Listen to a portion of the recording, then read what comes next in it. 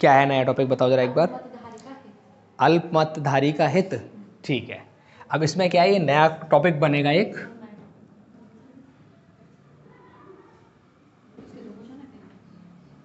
अल्पमतधारी का हित।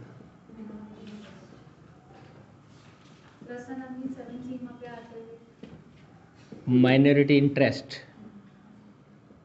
अच्छा, आप कैसे पहचानोगे कि अभी ये वाला क्वेश्चन आ गया, है ना। कैपिटल रिजर्व, गुडविल जो है वो तो अब आगे आने वाले क्वेश्चंस में आएगी, लेकिन अब एक नया पैटर्न ये वाला और बढ़ जाएगा। ये कैसे पहचानोगे, जब भी कोई कंपनी होल्डिंग वाली किसी दूसरी सब्सिडरी कंपनी की टोटल कैपिटल ना खरीद के कुछ पार्ट खरीदेगी, 60%, 70%, 80%, जब कुछ पार्ट खरीदेगी ना, तो जो पार्ट बच जाता है वही क्या रहता है, माइनॉरिटी इंटरेस्ट रहता है, अल्पमतधारी का हित।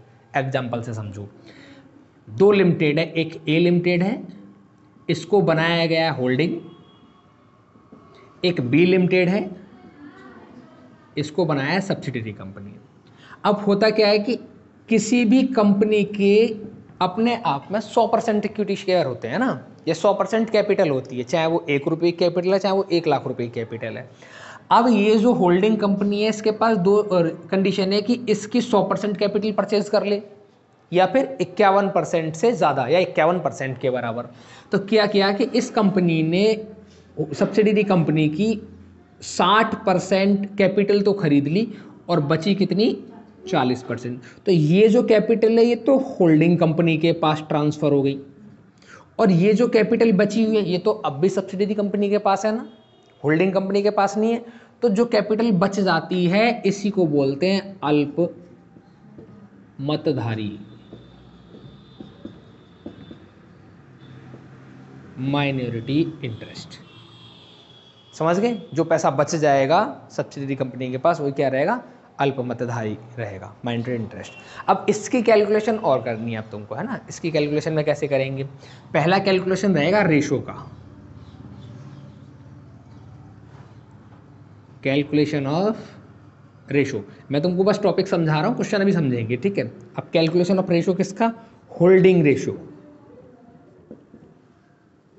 इसको बोलते हैं होल्डिंग रेशो। कितना रेशो होल्डिंग, 40:60, ऐसे 60:40 का, क्योंकि 60% से परचेज किया है। 70 का तो 70:30, 80 करता तो 80:20, 90 करता 90:10, ऐसे इस टाइप। समझ गए पहली बात। अब इसको और सॉल्व कर सकते हैं हम, तो कितना सॉल्व करेंगे, ये 0 से 0 से कट जाएगी, 2 दूनी 4, 2 तिया 6, तो कितना आ जाएगा, इसको मैं 3:2 लिख सकता हूँ, कोई डाउट नहीं यहाँ तक। अब 3:2 जो है, ये जो रेशो है ये तो होल्डिंग कंपनी का है, और ये जो रेशो किसका है, ये सब्सिडरी कंपनी का है। होल्डिंग को होल्डिंग बोल रहे हैं, सब्सिडरी को सब्सिडरी ना बोल के क्या बोलेंगे हम, माइनॉरिटी इंटरेस्ट बोल रहे हैं इसको। ये बात समझ पा रहे हैं आप। अब इस चीज को अगर मैं ऐसे लिखूं, 3/5 और 2/5, 5 का मतलब है 3 और 2 5, तो पहला 3/5, दूसरा 2/5। बताओ यहाँ तक तो समझ में आ गई। ये रेशो की कैलकुलेशन करनी है पहले तुमको ऐसे। अब इसके बाद में कैलकुलेशन किसकी करेंगे, जो अभी अभी हम करके आए हैं। कौन सी कैलकुलेशन जो की थी अभी, कैपिटल रिजर्व की और गुडविल की कैलकुलेशन, वो सेम पहले जैसी, उसमें कोई दिक्कत नहीं है। और सबसे लास्ट में जाके माइनॉरिटी इंटरेस्ट की कैलकुलेशन करेंगे। तो क्वेश्चन पे डिपेंड करे कितनी वैल्यू दी है और कितनी वैल्यू नहीं दी है। कभी कभी वैल्यू आती है, कभी वैल्यू नहीं आती है। बात समझ पा रहे हैं यहाँ तक, ठीक है। समझो क्वेश्चन नंबर 3 दिखाओ, 3 4 फोर्थ क्वेश्चन। 31 मार्च 17 को एक्स लिमिटेड तथा इसकी सहायक बाई लिमिटेड का वित्तीय विवरण नीचे दिया गया है। इक्विटी एंड लायबिलिटीज दी है, शेयर कैपिटल है, इक्विटी शेयर है 10 रुपये का, एक 10 लाख रुपये, 3 लाख रुपये, रिजर्व एंड सरप्लस है, रिजर्व फंड दिया है, सरप्लस दिया है, करंट लायबिलिटीज में क्रेडिटर्स हैं, नॉन करंट असेट्स में फिक्स असेट टेंजिबल है, और investment 80% equity share in Y limited. आ गया ना 80%, पहले 100% होता था, अब 80% है। जहां भी वैल्यू 100 से कम हो जाएगी वहीं आपका माइनॉरिटी इंटरेस्ट आ जाएगा क्वेश्चन में। बात क्लियर है यहाँ तक एकदम, ठीक है। पकड़ो, इसको करता हूं मैं रफ, और अब क्वेश्चन के अकॉर्डिंग वैल्यू पुट करते हैं और फिर करेंगे इसको सॉल्व। कौन सी कंपनी खरीदी है, पहले होल्डिंग कंपनी बताओ कौन है।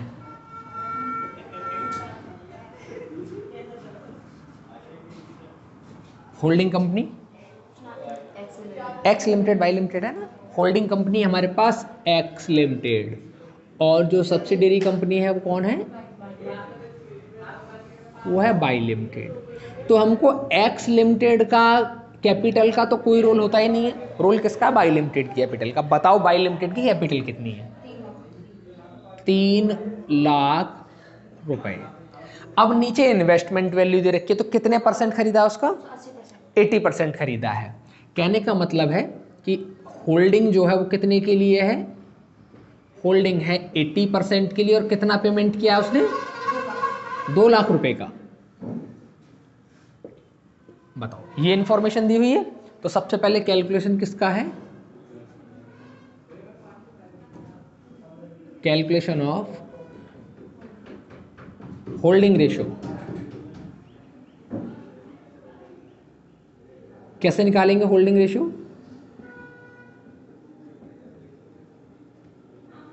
होल्डिंग क्या है? 80% का, बचा कितना? 20%। तो इसको मैं ऐसे लिख सकता हूं 80/20।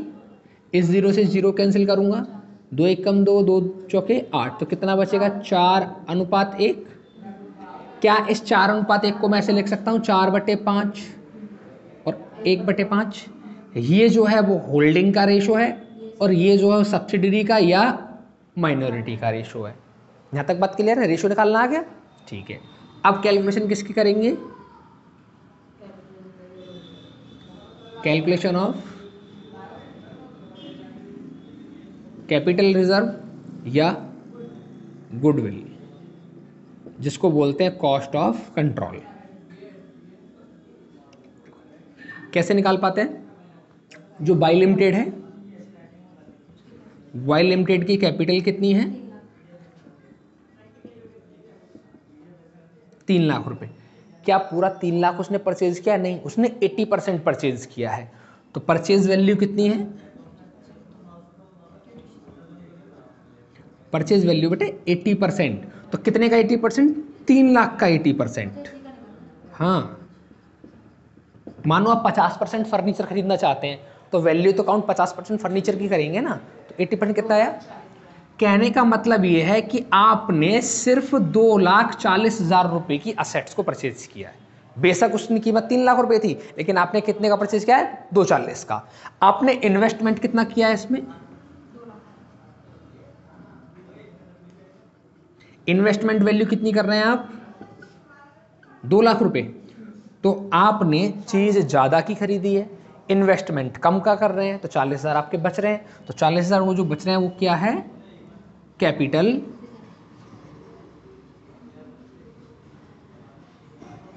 बताओ, ये बात समझ में आ गई? कोई डाउट? कोई डाउट नहीं है? ठीक है। अब इसके बाद में अगला क्या आएगा? माइनॉरिटी इंटरेस्ट का।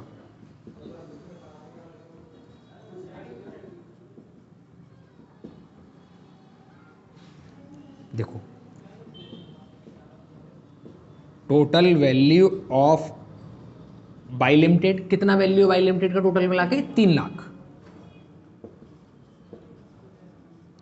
और माइनॉरिटी का रेशो कितना है? 1/5। तो इसकी वैल्यू कितनी आ जाएगी? 3,00,000 मल्टीप्लाई 1/5 कितना आ गया? कहने का मतलब सीधा सीधा ये भी समझ सकते हो, 2,40,000 के असेट्स हमने परचेज कर लिए, 3,00,000 की टोटल थी, तो 60,000 की बच गई। रेशो से भी निकाल सकते हो, जो रेशो उसका दिया हुआ है। बताओ, तीनों वैल्यू काउंट करनी आ गई?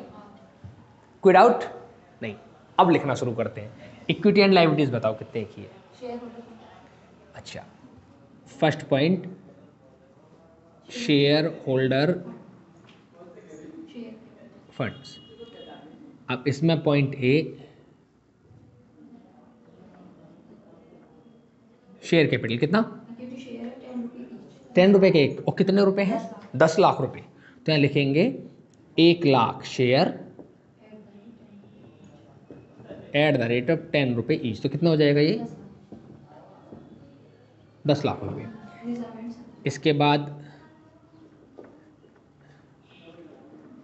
रिजर्व सरप्लस कितना? ओके, ये हेड है, तो रिजर्व फंड कितना है? 2,00,000। सरप्लस कितने का? 1,40,000। 1,00,000। अब भी कैपिटल रिजर्व आएगा उधर से। कितना रुपए कैपिटल रिजर्व हमारे पास? 40,000। आगे और बताओ, इतनी वैल्यू है, करो टोटल। अच्छा है ना, दूसरी वैल्यू करंट लायबिलिटीज, कोई वैल्यू दी है इसमें या सीधा अमाउंट है? क्रेडिटर्स है, हेड बना लो।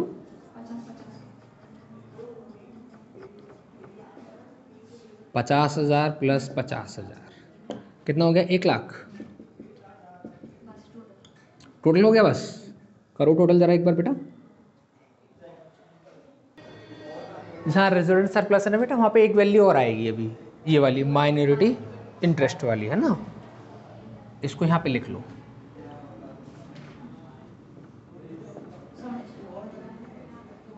कितने हैं? 60,000। टोटल कितना हो गया? 15,00,000। ये हो जाएगा टोटल लायबिलिटीज। अब यहाँ सेकंड पॉइंट असेट्स, कौन है असेट्स में पहला? Non current assets. First point fix assets,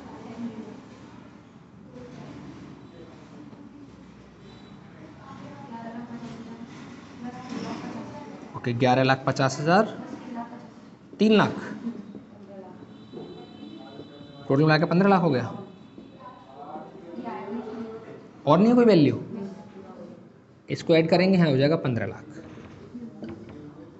बस याद कर रखना है माइनॉरिटी इंटरेस्ट वाला जो है ये बचा हुआ शेयर कैपिटल है पुरानी वाली फर्म का जो खरीदी गई है, तो वो यहीं पे आ जाएगा माइनॉरिटी इंटरेस्ट के नाम से। बात समझ गए?